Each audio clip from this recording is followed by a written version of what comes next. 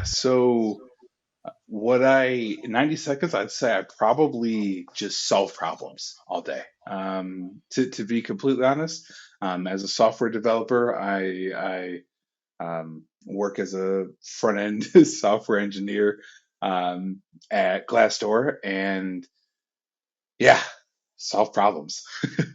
So yeah. Okay, that's a good start. That works. Okay, so how we like to normally shape these is let's start way, way, way back. When you're growing up, were you that kind of like engineering, like robotics nerd that always knew he was going to get into, engineering and development, or like what were your early interests? It's yes. Yeah, I used to love like finicking with stuff and taking things apart and how things work.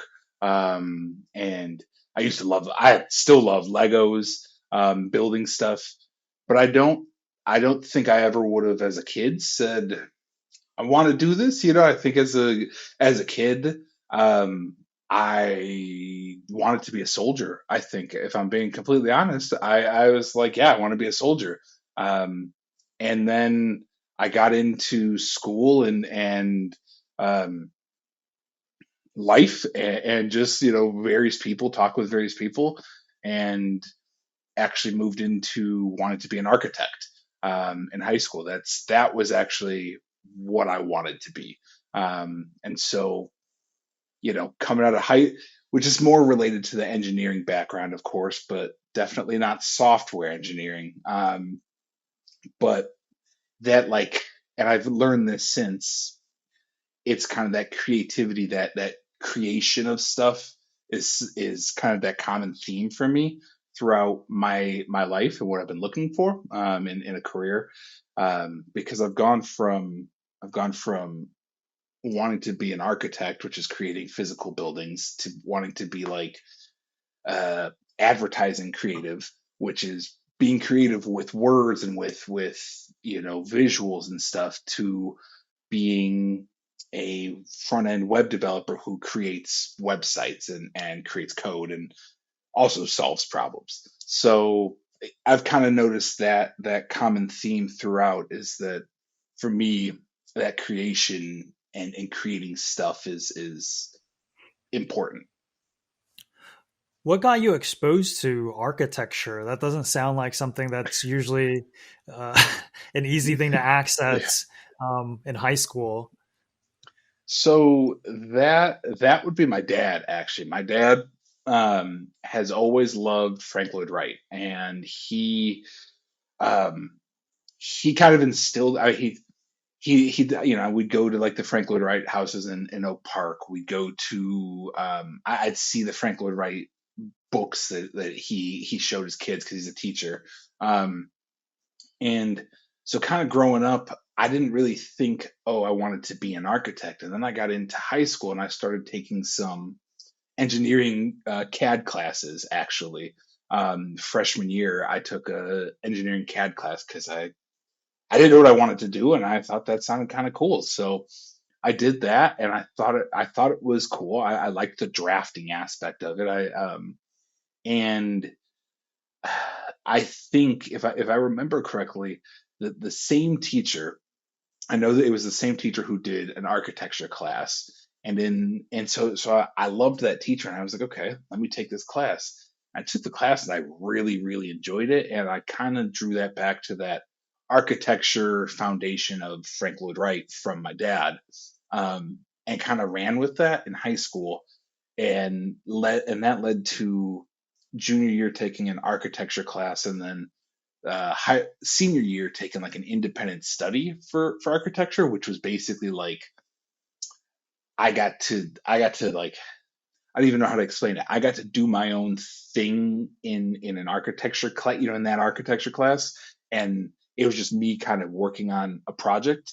Um, and it was really fun. I mean, it was really cool to again create stuff and see that creation on screen, or even sometimes, yeah, horribly. We had to make a balsa wood creation of junior year. We had to make a balsa wood creation of a house that we made in like a CAD drawing, and we ran out of wood. Like I literally couldn't find wood anymore. So I was supposed to have, I think it was like 2 floors and like a roof, and it had like 1.5 floors and no roof, like no stairs. And I remember I got a D on the on the final project, because it wasn't finished. And yeah, yeah. But I love the professor, or I love the teacher. He was a great guy. Um, I thought it was a super interesting course, and I thought that'd be really cool. So that was kind of where I went. Sorry, just to be clear, that was high Hmm. school. So you had access to like Yep. architecture learnings in high school. Yeah, yeah. And my high school was definitely um, different. Like I had in high school, I was able to take architecture class. I took a woodworking class, and I took a TV class too. So I was able to do, I worked basketball games on for the TV channel, as a camera operator. I worked as a camera operator in like uh, studio shows for our TV channel. Um, and I also was able to then do that architecture class because we had a really strong kind of path down those more trades kind of in our school. I went to Lyons Township. I don't know if either of you know where that is. It's in um, LaGrange. It's in LaGrange, and it's split into 2 campuses. So there's a South Campus, which is in Western Springs, and that is just freshmen and sophomores, and then a North Campus, which is junior seniors in LaGrange, and that's in an old historic building, and that's where all of these like trades are. So I took a woodworking course in that one. I took my architecture course there. I took the TV course there, and we would commute from South Campus to North Campus to do that if we were doing that. We had a photo lab there. I mean, just a whole bunch of really, you know, privileged stuff. To be honest with you, I was privileged to have access to that. Yeah, sure. Okay, so you mentioned a little bit about some Hmm. kind of odd jobs you had. Hmm. Looking back, maybe at the time they don't seem like a direct path to becoming a software engineer. Uh, but now looking back, were there any jobs you had in high school, college, wherever it was along your career path before you got to where you are now that you can now see like a direct link? You learned something, you learned a skill or something important or about leadership or anything all that you can draw from those? Um, Honestly, I don't really think so. Because I didn't have jobs in high school. I played football, so I was a student athlete in high school, and that um, that is actually what led me to not pursue architecture because I decided to play football in college. And so then doing that, I switched things up, and that's when I went down the path of marketing. Um, and in my marketing job, I mean, thinking back on it, I had a person there, like I had a specific person there who helped like basically helped. I considered him kind of my mentor at the time because he was someone who was like who I could learn from his experience, and he was also techie and helped lead me into the more techie area within our marketing department at this company, and the company is guaranteed rate. I worked as a marketing coordinator there, um, and that alone, like that specifically, was huge for me because that opened up paths to more knowledge, right? Like that was how I learned about really this potential coding path of switching my careers. And he also opened up those doors that where I could actually play around with it a little bit at my marketing job. I was able to touch the email marketing creation there. I don't use any of those skills nowadays, but like it was a nice little taste of it. But primarily from that job, the skill I see them, or not the skill, the thing I take away the most from that is that relationship and that connection with him, because I think he was knowing him and hearing about him and seeing what he was doing there really led me to the path that I'm on now. When you were in college, Mhm. you said that by pursuing football, you weren't able to go architecture. Mhm. Why was that? Is it just Yeah. So it was just because I personally was a D3 athlete. I was not a Division 1 athlete. And the schools that I looked at, I'm trying to think. I don't remember if any of them had architecture. I mean, architecture for a liberal arts school, is going to be hard to get. And specifically, the school that I was looking at before deciding to go the football path was I was looking at Bowling Green State in Bowling Green, Ohio. And I was going to do architecture there. I visited that campus. It's the only place I applied to other than the school I ended up going to. And I was going to do architecture there. And then I got into the football recruiting process this summer, going into my senior year. I had no idea that that was even a thing. Honestly, I had never I wasn't a starter on varsity my junior year, so I thought my career was done after senior year, and it turns out it definitely wasn't. And so that summer, I went and with my dad and my grandma, and we did a college tour in Illinois of just these small schools that wanted me to play football for them, and one of them was Augustana. And Augustana has such a rich history of football. They are the only team. This might have changed recently, but I believe they're still the only team in any division that has won 4 straight national championships in football and gone undefeated in those years. They in the '80s were just an absolute powerhouse, and so for me, coming looking into football, I was like naturally, I was like, okay, these guys are the guys I'm going to go work or go to school for. I want to go play for these guys. This history. Um, they didn't have architecture, so I went in and I was like, okay, well, let's do something a little different. And I didn't know what I wanted to do. And I went in and said I'm going to be an international business major with a minor in Chinese. Um, and I took a year of Chinese. Didn't it didn't work out for me, but I kind of stuck with. Um, I ended up sticking with a lot of courses learning about China and East Asia, and that led me to my first job opportunity out of school, which was actually being an English teacher for a high school in of all places, Wuhan, China. Which I always it's always so funny talking about now because of course after 2020 everyone knows what Wuhan is or where Wuhan is, but before then it was just another place. But yeah, yeah.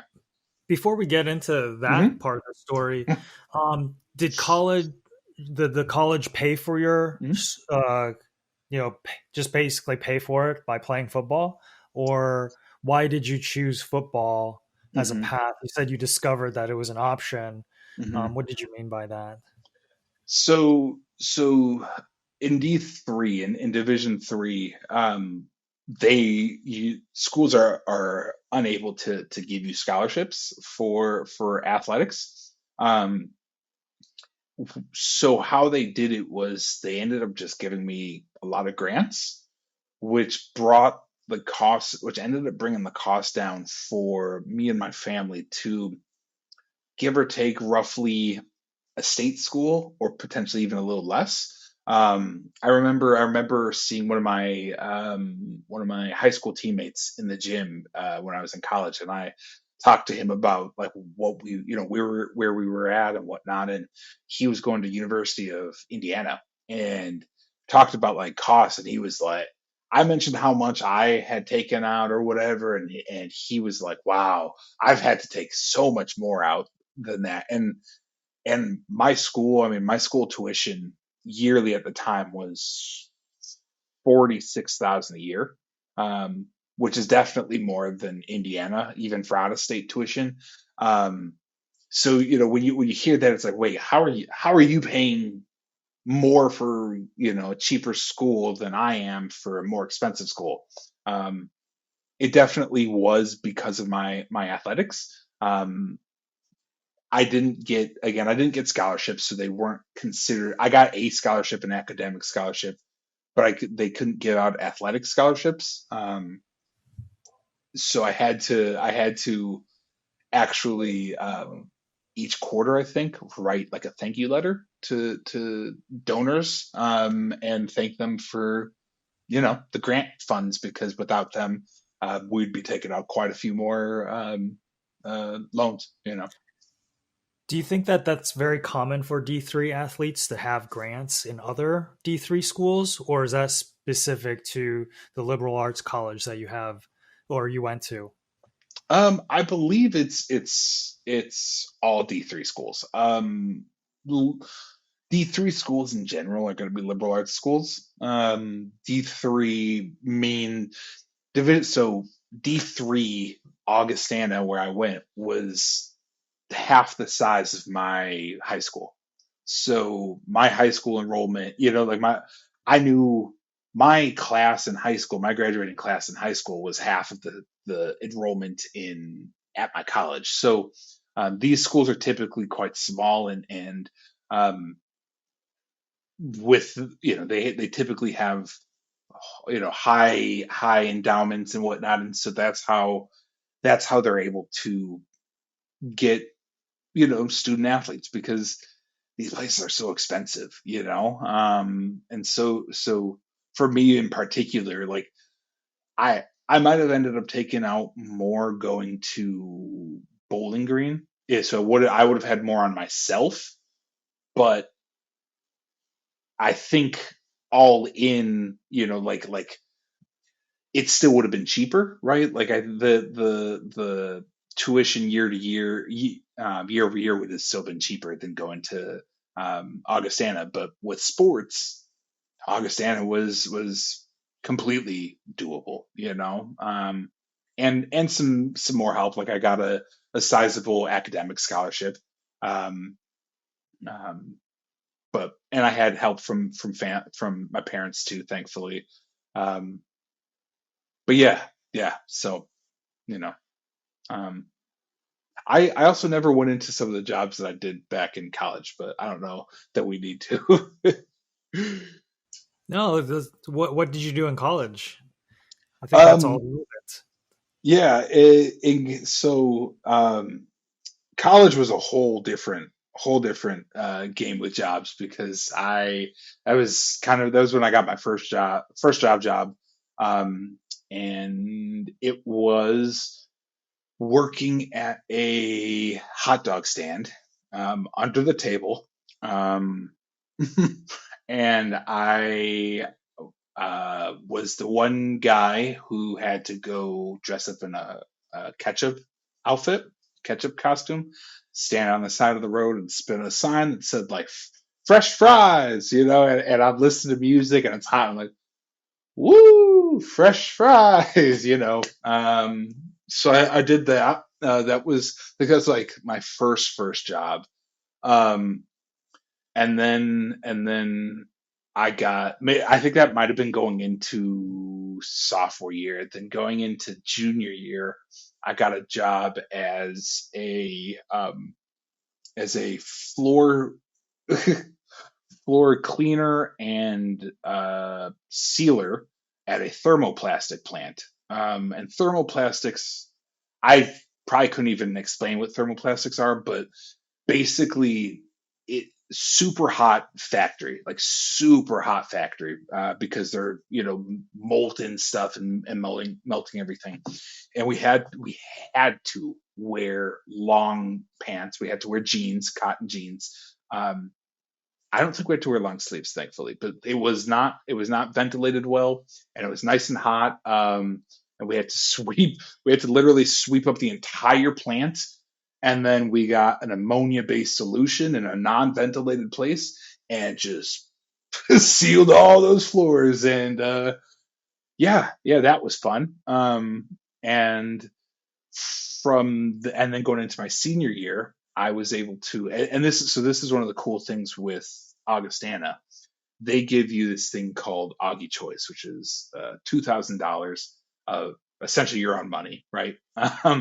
And what you can do is you can use that to go travel abroad, or you can use it to essentially pay yourself for an unpaid internship. So that's what I did going into sophomore or into senior year of college. I worked as a video editing intern at my college, because I had had the experience prior, in high school.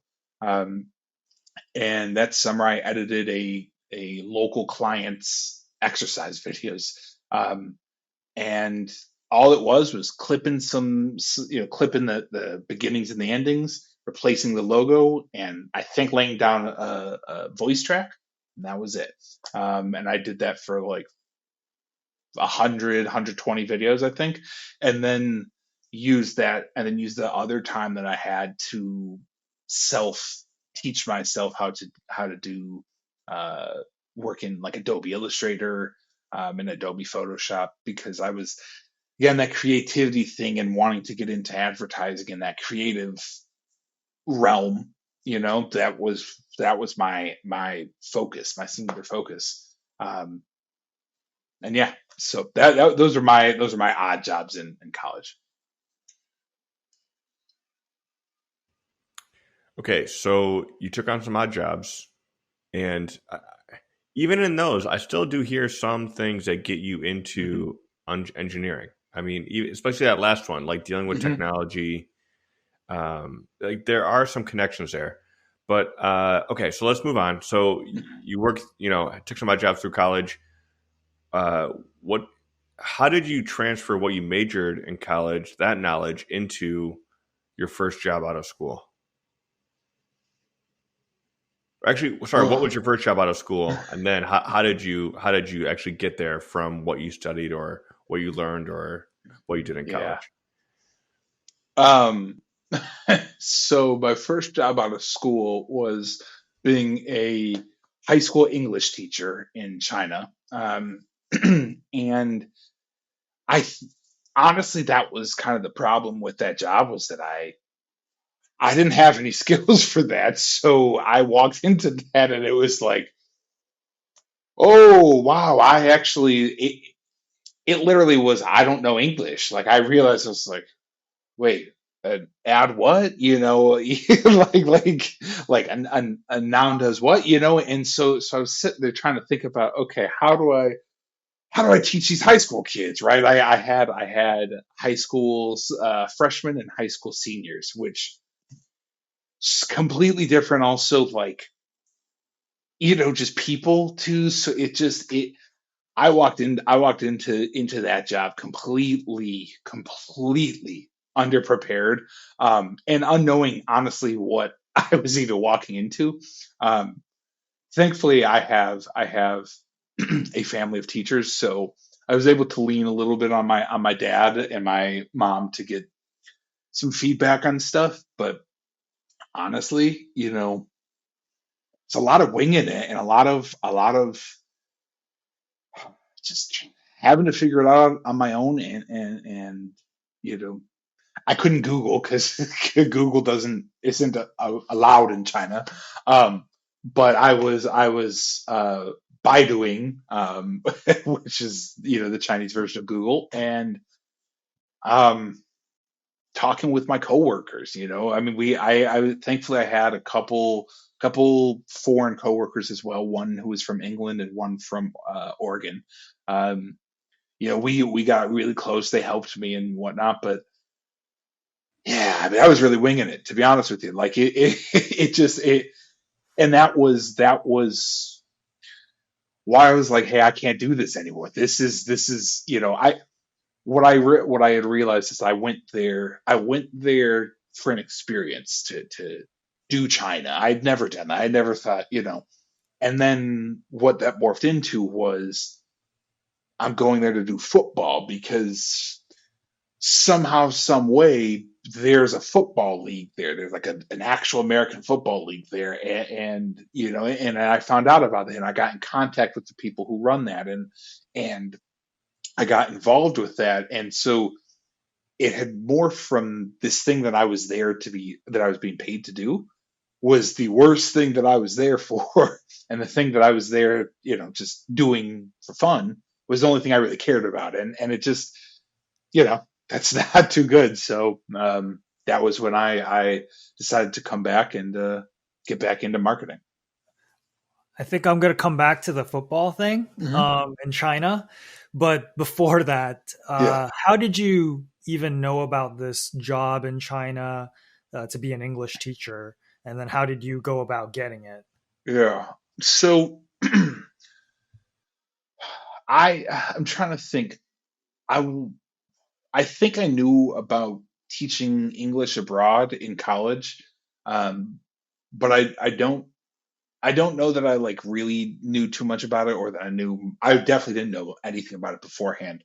Um, for me, my advisor at Augie she was from China, and had whoever I ended up working with, she had a connection with, and that role kind of came down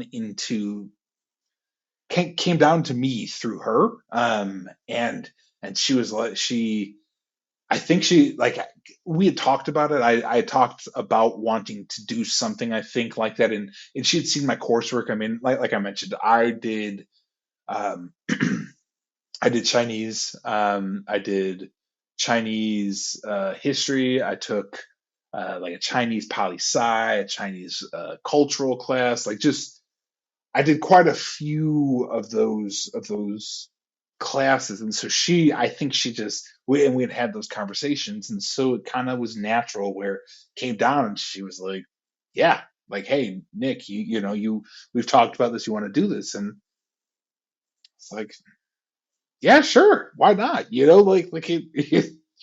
why not? Like, what's the worst that's gonna happen? I don't like it, and I come back home in 4 months. Like so I did it, and yeah, it was fun. It was scary, definitely scary, but it was fun. It was something that I I would do again, and I think it's cool. It made me appreciate home more as well, which I think is cool. I know we're not necessarily here to talk about your teaching English in China, Hmm. but before we move on, one last Hmm. quick detail about that. Um, is that something that people do for, like you said, just for the experience, go check it out? Or are there folks that do that for 5, 10 years?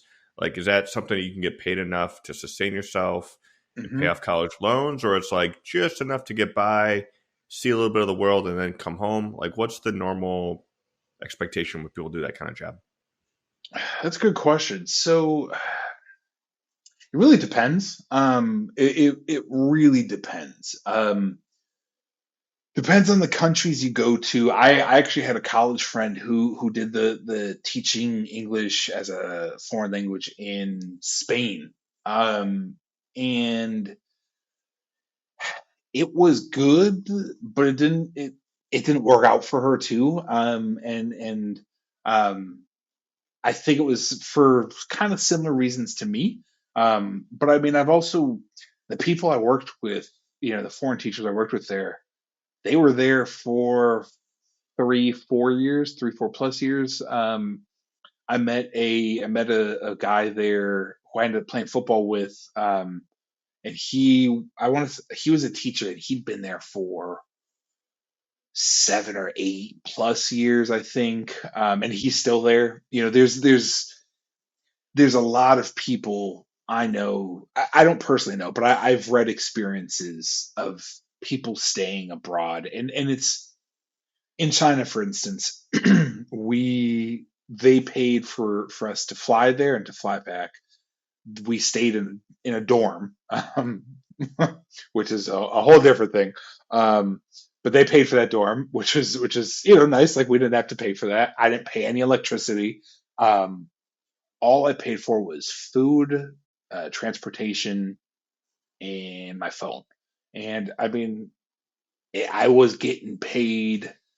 Really, honestly, I think I was getting it would have been a really bad salary here in the States, but in China, like it was really nice because I could get a full meal for $1, um, $1 US, where you can't really get that here.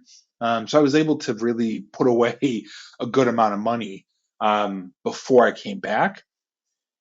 I've I think in some places, like I want to say South Korea, they pay more. I think some places pay more than others. I know where I was at in China, it was considered a tier 2 city, so it wasn't like Shanghai or Beijing or Hong Kong, where if you went there you'd be getting paid more, but it's also considerably more expensive.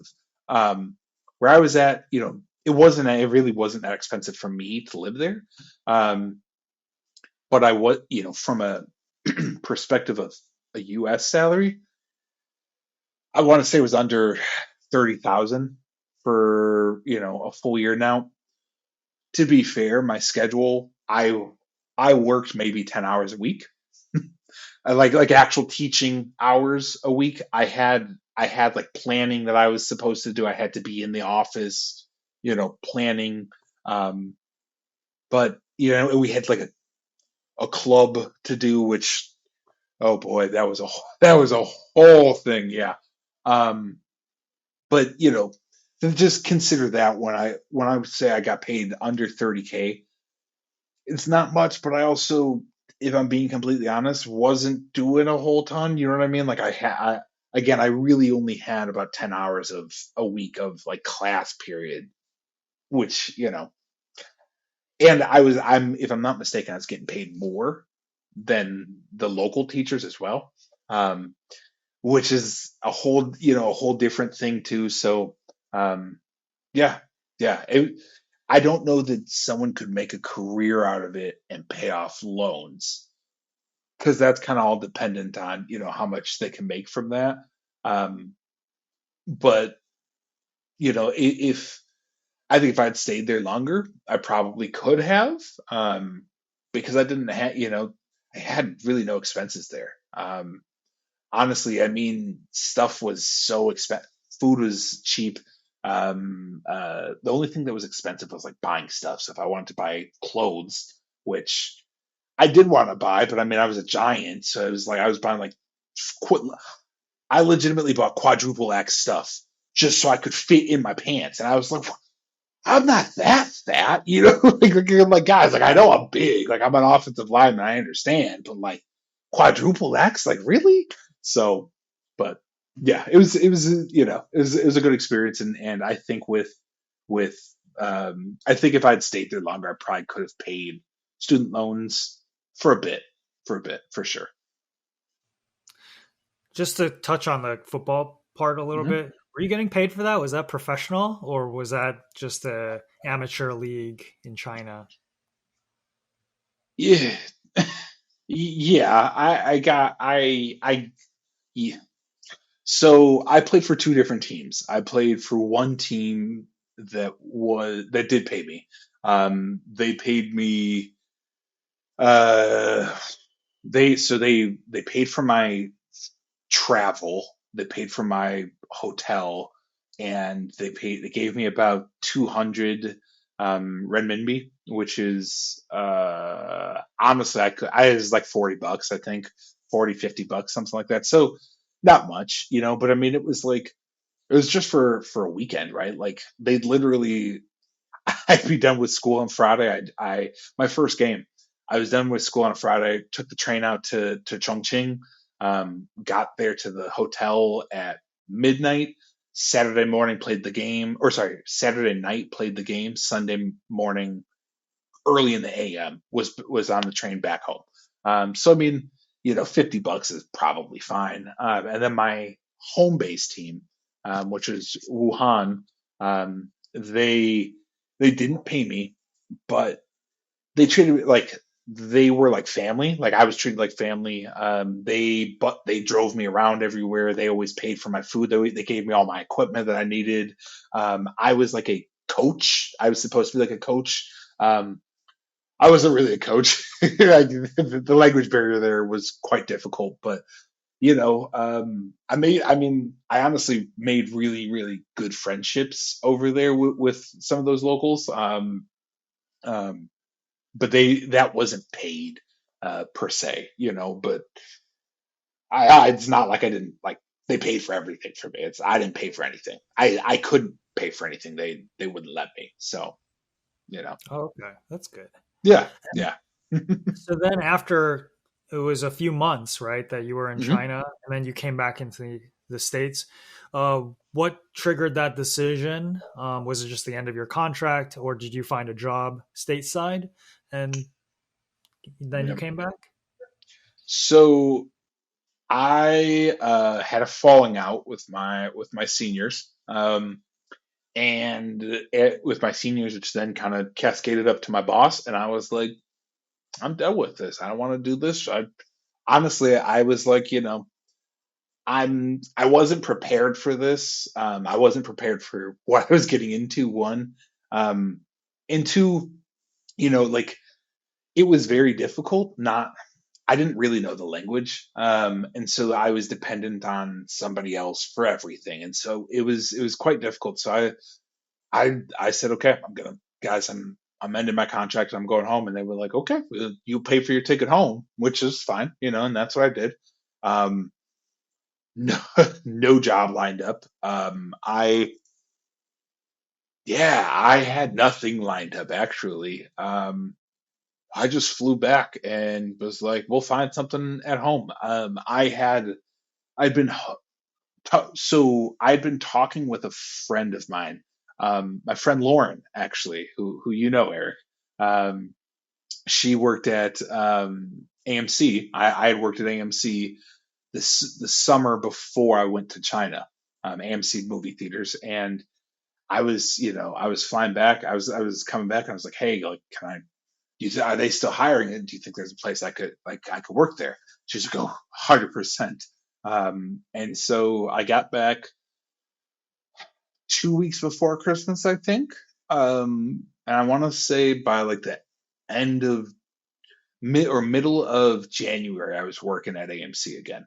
Um, and yeah, and from there, I um, actually got another job through selling AMC stubs. I was a really good AMC stubs salesperson at AMC, and one of the people I tried to sell it to was a manager at one of the toy stores in the mall, and he was like, "Hey, are you looking for another job?" And I was like, uh, I don't know, maybe, sure. And yeah, so I went and worked. I literally worked at this company called Marvel's the Brain Store. They no longer exist, or they're like a Target brand now, kind of. They make some games. I'm gonna do a little shout out real quick. Otrio, super cool game. Definitely get it, Andrew. Especially with kids, it's like 4D tic tac toe. It's so cool, so cool. Um, but I worked at at the Marvel's the Brain Store for a month. Was their top salesman there? Somehow I really don't know how. I don't like sales. I don't want to ever do sales. But I was a good salesman there. I sold a lot of toys and games there. And then I got my first job in marketing at Guaranteed Rate. The June of 2016. So 6 months after I got back from um, China, I got my first job in marketing, which is what I graduated with. Okay, so finally getting into that job that you may have seen yourself getting into while you were doing all your studying in college. How did you, how did you go about finding that? Like, how did you go about looking for it? How did you know that existed? How did you prepare for interviews, etc.? So I Googled, I Googled marketing jobs in Chicago. It's hard because marketing, is everything. Marketing is sales, marketing is advertising, marketing is everything in between. So, um, you have to kind of weed that out. If there's anything that looks too good to be true, I'm telling you it is. There's no doubt in my mind that it's going to be like a door-to-door sales thing, or it's going to be what are those knives that you sell? The you know what I'm talking about? Those Cutco. Yes, thank you. Thank you. Yep, it's gonna be one of those. Um, so, I Googled, I looked on Indeed, I looked on Glassdoor, of all places, of course. I looked on which Craigslist, you're gonna probably find more sales jobs, unfortunately, but you never know. And I don't I don't know how I even found Guaranteed Rate, to be honest with you. The I will say that the one thing I knew though with what to search for was coordinator. Coordinator as a term being entry level. So looked up marketing coordinator, and I guess I found Guaranteed Rate on Built in Chicago, which is a job aggregator for tech jobs. Really, they have Chicago, Austin, L.A., Seattle, all over the country. Um, and I applied, and I interviewed. To be honest, I didn't I didn't really I don't think I really prepped for it. Um, because that's kind of how my entire life has been. If I'm being complete, like going back to high school, college, if you ask anyone, I didn't really study for anything. The college I did get into it, but like my roommates thought I was a joke because I didn't do. They were always like Nick, you don't do anything, like you don't do homework, you don't study or whatever. But like, so for the interview, I personally didn't really prep too much. We had I If I did any prep, it would be reading, like searching up interview questions on Google. And I think the common thread here, which I could get into more with, when we talk about what I do now, is Google and kind of that resource. But if I did anything, it would be Googling some common questions, like that would be asked in a marketing interview. But um, yeah, for the most part, there wasn't much prep there. Okay. And then was there anything at this job? Was this the last job you had before you got to where you are now doing? Okay. So anything in this job that got you to that final step of doing front end development? um, Or how did you and why did you make that mhm. transition? Yeah, yeah. So being just completely blunt, I hated it. It was a really bad job. There was office politics that I was not a fan of, and the job itself, honestly, was too easy. I would put headphones in and I would turn off and I would just do my work for 8 hours and then I'd leave. Um, and it was too customer servicey and I hated that. I did not want that. It was the one thing that I didn't like doing it at AMC. It's like the sales thing. I don't really like being out and I don't like being in front of people as much or like having to do this because like it's like I worry too much about getting this stuff done right and whatnot. So I don't like that type of thing. And my role at Guaranteed Rate was customer service for loan officers. Loan officers would need marketing materials, would need business cards, whatever, and they'd come to us and they'd say, "Hey, we want this. They'd put in a request. We want this. We want this," and we'd do that and we'd share it to them and they'd approve it and we'd get it shipped. Um, I didn't like that. It was boring. I didn't like that much customer interaction, to be honest with you. So through talking with my mentor there, the guy who he leads the tech in marketing there, and he helped me. He helped just through talking with him and through kind of working on some more tech related things in my in my department. I kind of started going down that route, um, and specifically, what led me into the change of the career was I looked at so I looked at kind of the job market. I looked at what my future was going to look like. And it was all pretty horizontal. I didn't like what I was seeing. I didn't feel like the job that I was at currently was preparing me for other marketing jobs because it was so physical. We were doing physical marketing. It was postcards and mailers and stuff, junk mail, right? Um, and I knew the future or like the present of marketing is digital, social media, SEO, which I didn't have experience in. I didn't know that stuff from college either. I didn't learn that stuff in college.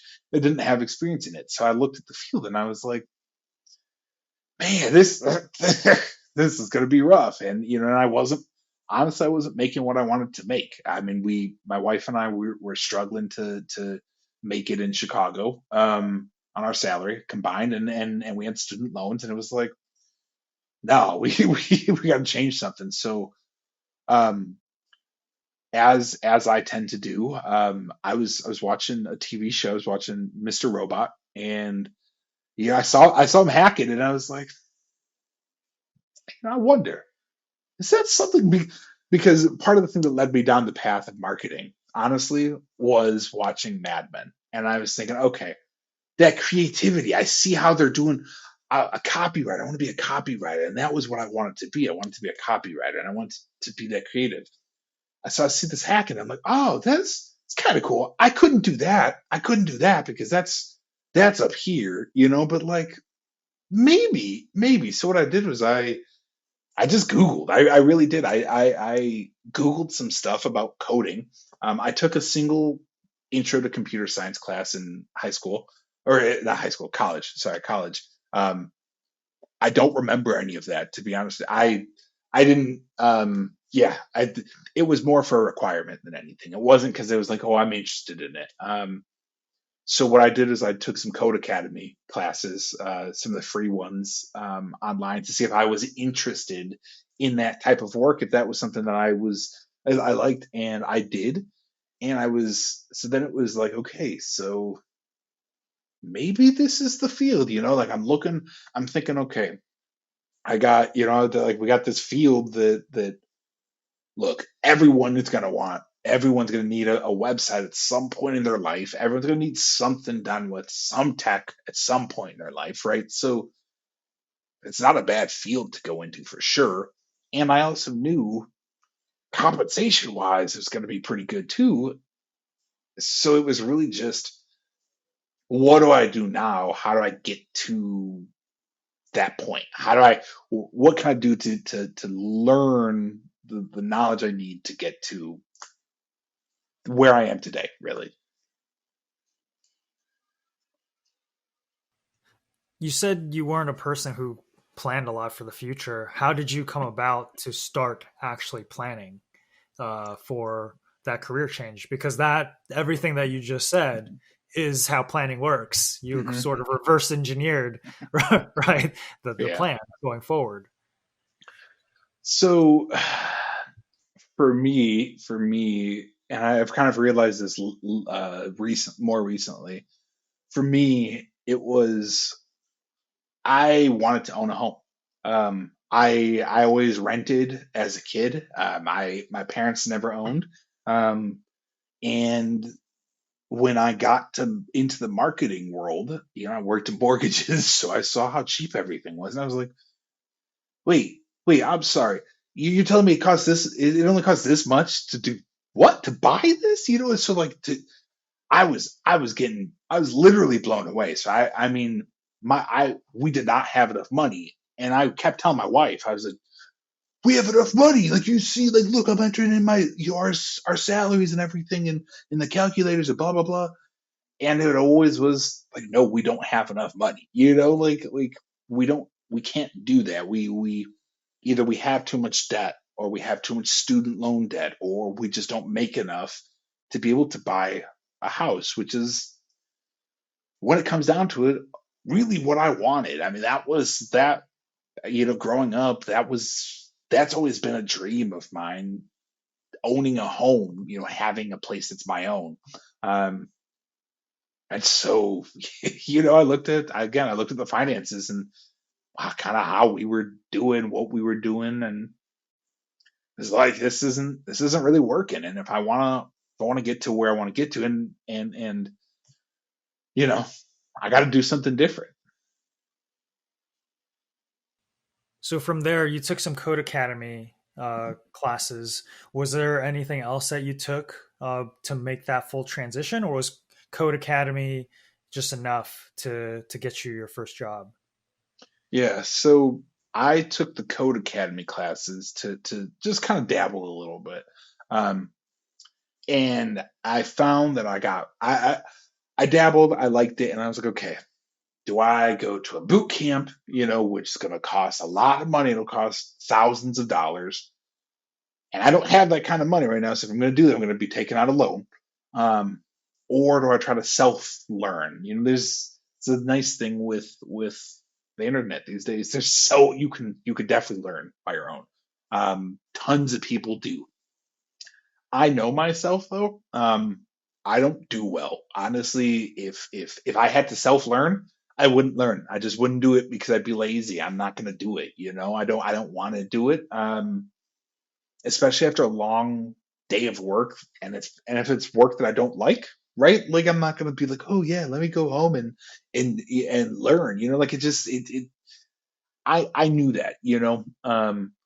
And in addition to that, the the Code Academy platform was like bugging out. Like I would like type in the right thing and it would say it was wrong, and I'd say, okay, show me the answer, and it was like, you did the right. Like it would like show me what I just typed, and I was like, but what do you? I literally just typed this. So I went with a boot camp because I knew I needed some more structure. Now the question is, online boot camp or in person boot camp? Well, because I need that. I want that structure. I know to learn, for me personally, how I learn is that structure, and that like you got to go somewhere to do something. Like I'm paying for this. It was the only option for me was an in person one. Um, and what I found was Northwestern in Evanston, who I grew up a Northwestern fan my entire life. So like for me to even think like, oh, I could maybe go to Northwestern University to get like a boot camp, was to me was like a dream come true, because like, oh my God, I'm going to walk on the steps of Northwestern. I'm a student here with a backpack on. Uh, and yeah, so I applied for that. They interviewed me. They pretended like it was this big thing. Like they don't accept everybody. But I mean, if we're being honest, right? Like it's a paid school, right? It's Trilogy Education, which runs the program with universities nationwide. So they have one with Rutgers, they have one with University of North Carolina, they have one with University of Texas Austin, Northwestern, um, and I did the one with Northwestern, and yeah, it was hard. It was 6 months. It was six. They had two different versions. They had a full time version where you where it was like 3 months full time.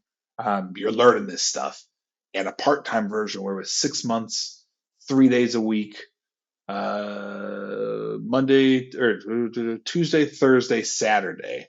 Um, or Monday, Wednesday, Saturday, and it was 2 hours every night. So I think it was 6:30 to. I lie. It was 3 hours every night. It was 6:30 to 9:30 every night, I believe. And on Saturdays it was 4 hours. It was 10 to 2 or 10:30 to 2:30. Um, and it was in person, and yeah, it was.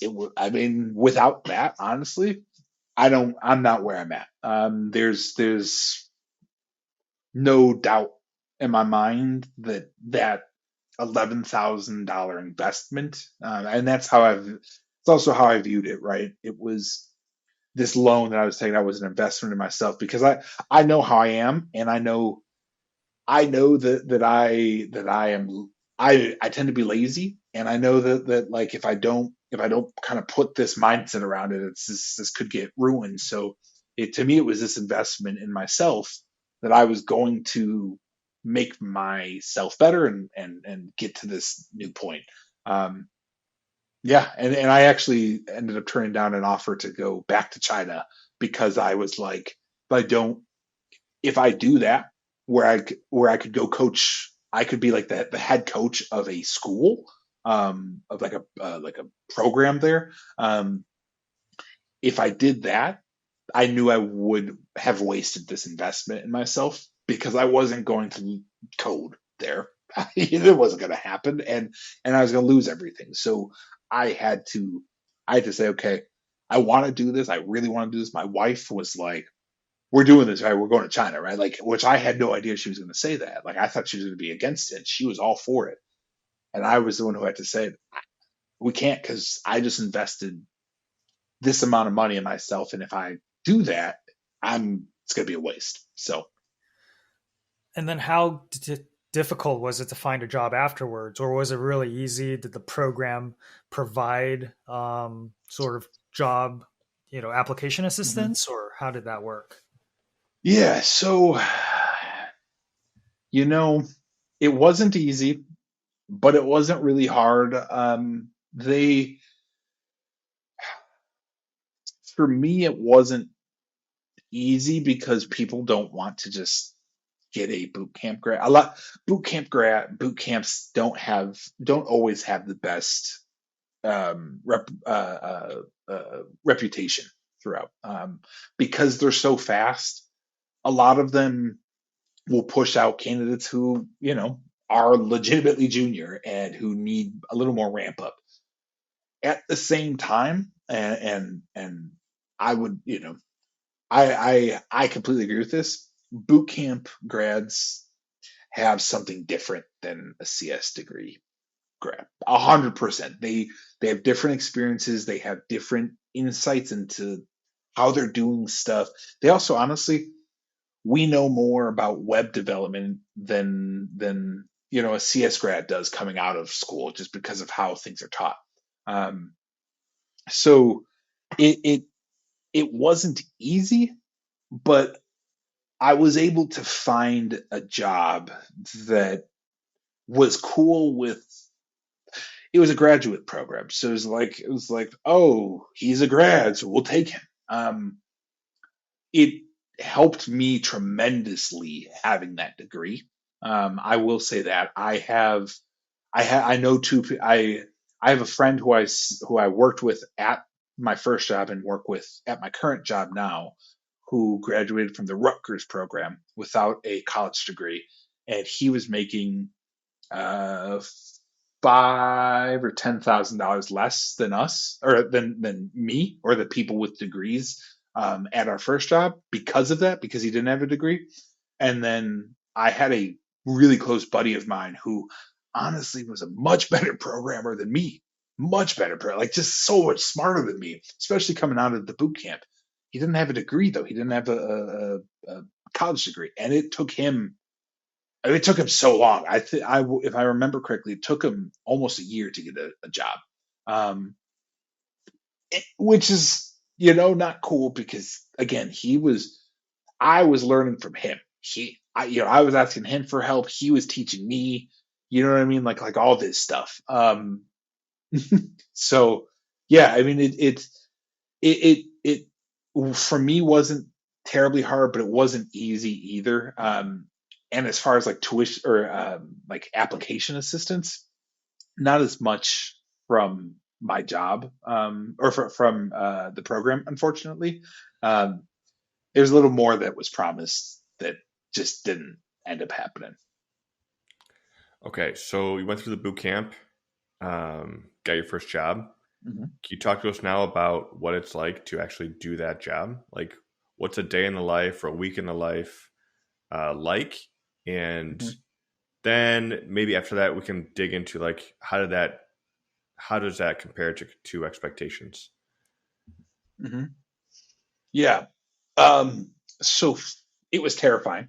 Just being completely honest, I walked in and I had no idea what I got myself into. There was, you can prepare, but like really when you get into some of this code, code bases, it's just whoa. Um, it was fun. It was fun. It's been fun. But it was also terrifying. But I think that's also any job.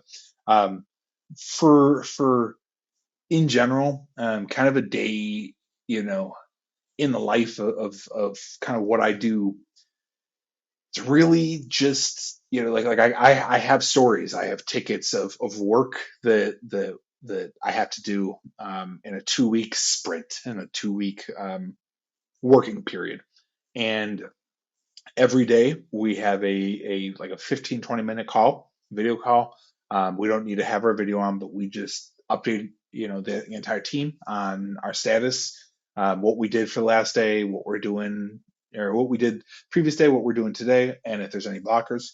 um, and then from there, really, I have autonomy to kind of just do whatever. Not to say that like I can just like do whatever, but like my team trusts me. And so you know, day to day, really any given day, it's I'm dealing with bugs that pop up, that might be brought up from internal folks that are testing things, or seeing, oh, our testing environments are down. Could someone take a look into it? Or a production bug where a customer is seeing a bug and it's been reported to us, and then I'm trying to figure out what the actual problem is and then how to solve it. And how to solve it part is the interesting part, and that's the problem solving. That's the exciting part. Yeah. Is a lot of that work independent work? Is it collaborative? Is it just doing research to find resources to teach Hmm. yourself? Is it constantly working with colleagues? Like Hmm. what does that look like? It's a little bit of all of the above. Like for me, it's at this stage of my career, it's a little more solo work.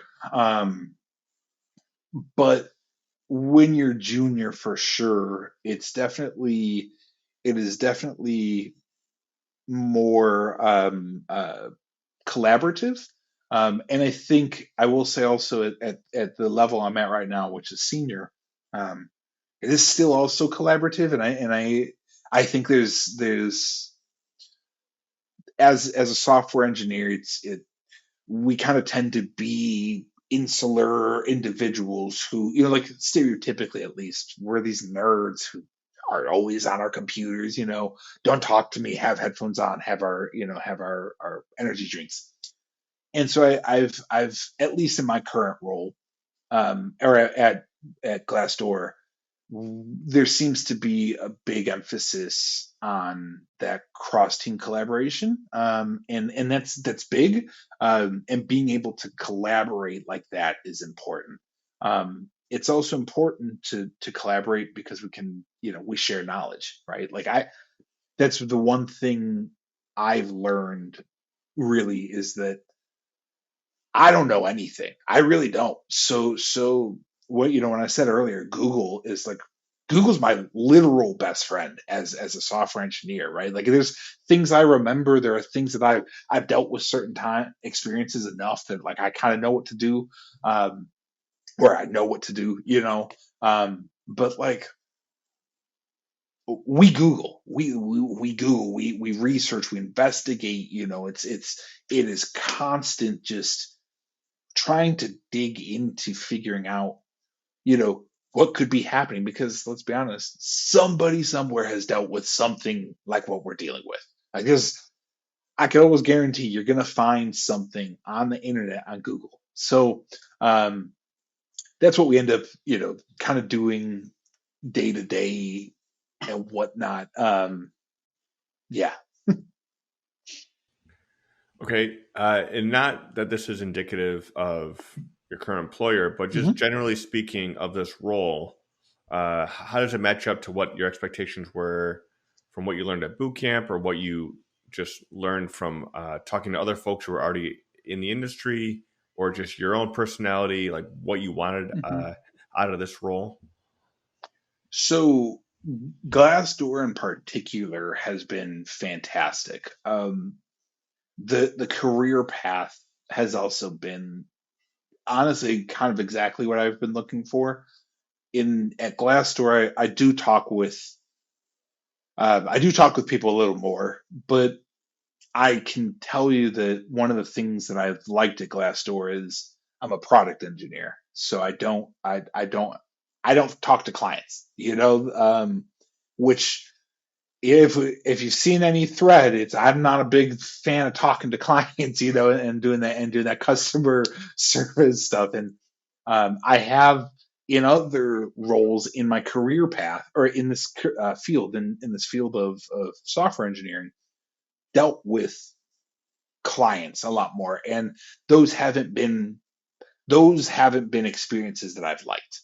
Um, for me in particular, I knew I was looking for a product engineer role where it was I'm working on a specific product. I'm not consulting and working on multiple different projects and helping multiple different clients. I'm working on a set product that if this is what I'm working on, I'm going to be debugging stuff. I'm going to be working with bugs and whatnot. And so with that said, yeah, it kind of has met all kind of what I expected, like as a product engineer, it's been everything I kind of hoped and dreamed. I mean, I'm it's not to say that there's not frustrations, of course, and um there's definitely, so I would say some things break a little too often. But I mean, as in this career field, this path that I'm currently on, which is more product focused, is exactly what I always dreamed this field would be. Okay, so you took a little bit of a nonlinear path to get Hmm. here. Thinking back now, if you wanted to get here, how would you do it now with all the experience you have, with the knowledge you have? How would you do it differently? Um, Not necessarily because it's better or faster. Hmm. Obviously, like you have the perfect knowledge now, but also just taking into consideration, maybe boot camps are a thing now. Maybe boot camps weren't a thing 5, 10 years ago. Like, so now where you sit, how would you get to where you are? Um, I would say honestly, mm, I'd probably go the college route. Go in the college route of a CS degree, which like hurts me kind of to my core to say because like I can't, like I'm not. It's not anything against boot camp. I've loved. I w- I definitely have things from being a boot camp grad and knowledge of being a marketer, right? My personality, excuse me, I think also comes from being in different consumer facing roles. So like for sure there's benefit, tons of benefits to that. But I will say also, just as someone who has dealt with some more complex stuff, but also some certain scenarios where, quite frankly, I question my abilities. I think having that CS background, that computer science background, would help.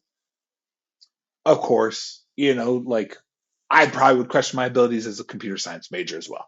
So I mean, like it's not like that would actually probably fix it, but you definitely learn different things from that in a boot camp, at least in the boot camp that I took, we never even really spent time on.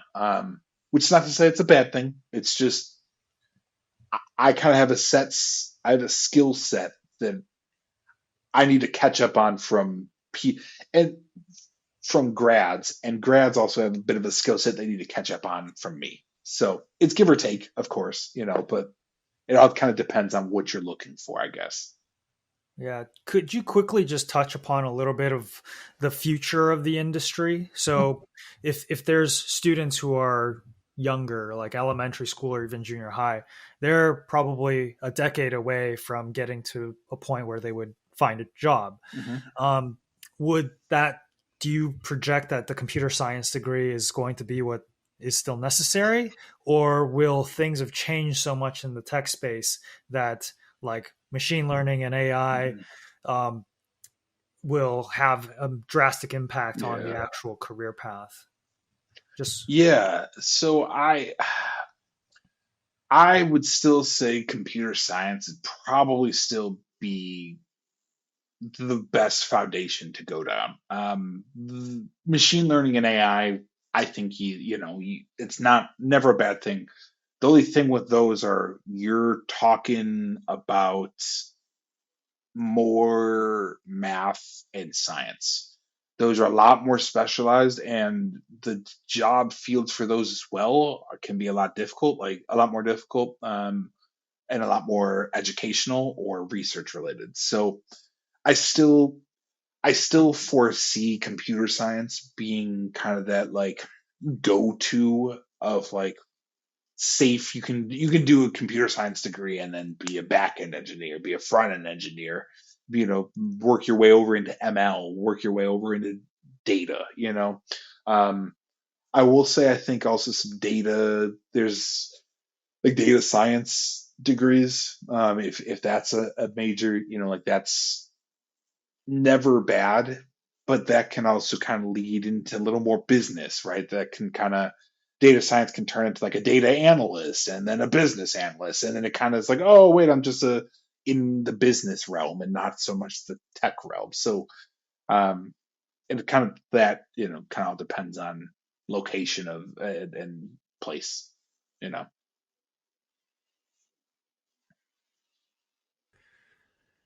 Okay. So,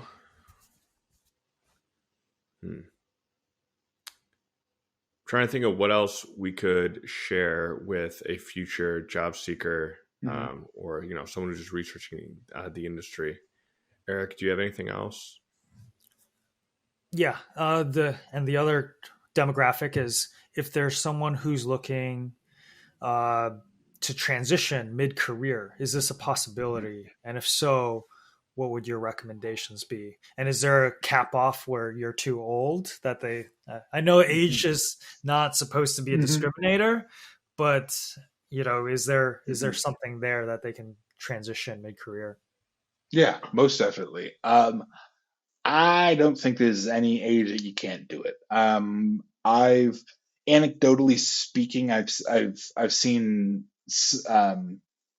my one of the people I worked with at my first job, at my first programming job, was a boot camp grad who was in his 40s, I think, or late 30s, like 36 when he did it. Um, and he had been a bartender and like a sommelier, I think. Um, I saw on a forum somewhere that a 56-year-old baker learned to really do well with like low code and no code solutions like Wix and WordPress and stuff like that. Um, so I don't think there's any age. It's really just a matter of you know that passion to do it, right? Like the desire to do it. Like if you want to do it, and you put the effort into doing it, I think you'll probably learn it. I will say the one thing that I learned that I have had to deal with in particular as some as just a normal human being is you have to be cool with and understand that it's a part of life is failure.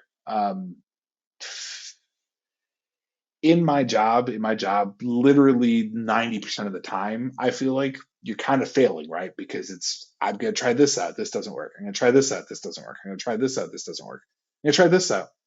Okay, not the same error. So it's a different error. So maybe that worked. Okay, now and it's just, and you just kind of build on that. And sometimes you're doing that for hours, and it's demoralizing. Like I can tell you as someone who as a normal human being, I don't want to lose. I don't ever want to fail. I don't want to feel like I'm not doing my job right or not doing something right or I'm not learning it. But that's just part of it. You know what I mean? And that's something I've specifically learned with this is that failure is part of this job, and you learn from that failure and you grow from that failure. And yeah, like it's good to embrace that, really.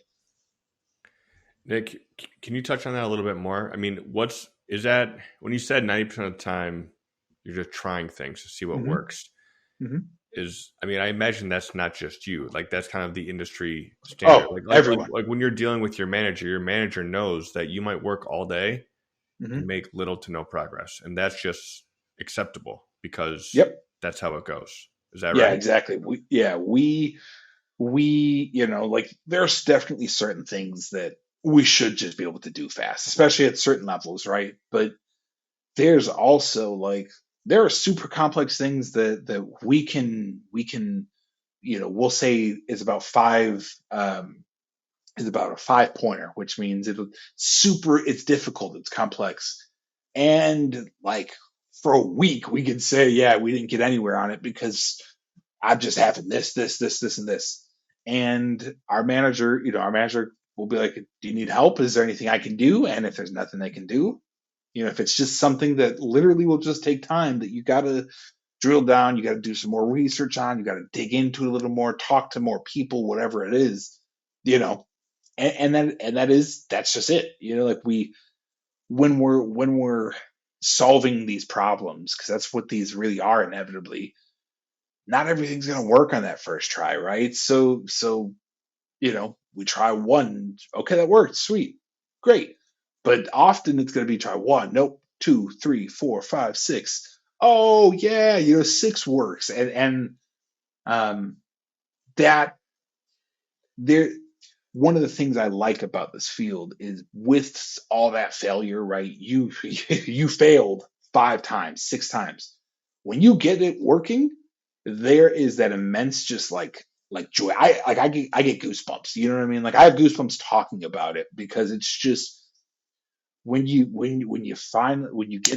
it working, when you see that thing that you've been working on, that you've been struggling with so much, I don't know how to get this looking how I want it to look, and then you do it.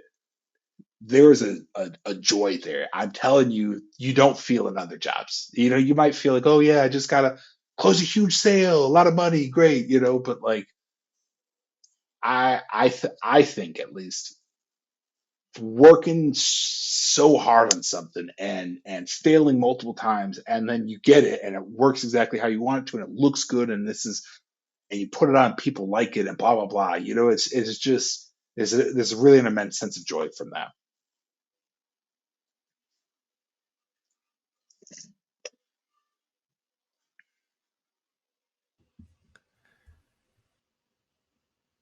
Yeah, I don't know. I mean, that's that's all you can hope for out of a job, really. Mm-hmm. I mean, Mm-hmm.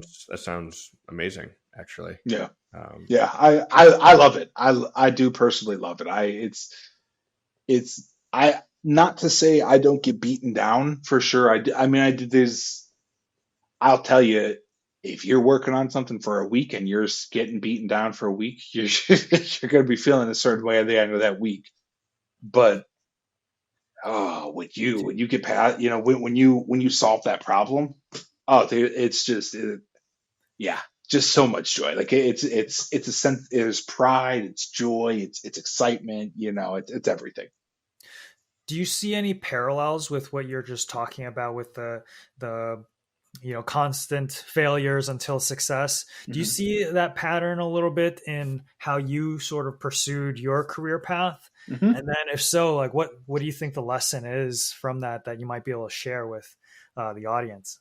Oh yeah, a cajillion%. One of my favorite quotes is from Bill Walsh, and it's something along the lines of like the pathway to success is always through failure. Um, and I'm, I the for me, China was a failure. When I like in the moment, I was like, I'm a failure. I couldn't do this. I couldn't make it.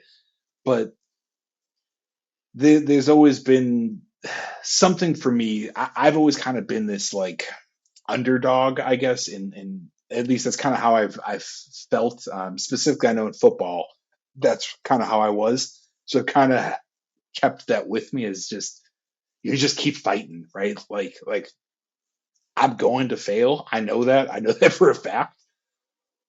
That doesn't mean I can't just get right back up and keep going forward, right? Because like that's what we have to do, and um, it, and I've seen that throughout my life, that like when I do that, I do end up moving forward and moving forward in that right direction, whether that's I'm a starter on the football team, or I get a job in marketing, and then okay, that failed. I get a job in programming and blah blah blah. Um, I don't know. It's just parts of our life, right? Like it's what we all go through, right? Like it's not everything's always gonna work out exactly how we want it to. But I guess we it's just keep plowing through. And with that, I think it's that's a perfect conclusion. I think that advice, we can end it there. Cool. Appreciate all your time, Nick. If anyone watching wants to reach Nick and contact him about uh, a career and have questions about the whole front end engineering side, feel free to email us at info@mentoraccess.com, and we will relay that message and get it back to you. So thanks again for watching. This is Nick Stone as a front end engineer. Hey, thanks for joining us at Mentor Access. If you like what you just watched, please click like and subscribe, and also hit that bell so that you get notified when we have new videos come out. Thank you for supporting our mission. I don't know, man. Yeah. You gotta do a clap, Nick. Oh, sorry. I was supposed to do it. Okay, all No, good. it just helps with the editing, so it times up the Okay, visual and the audio. gotcha. Cool. Okay. Ready?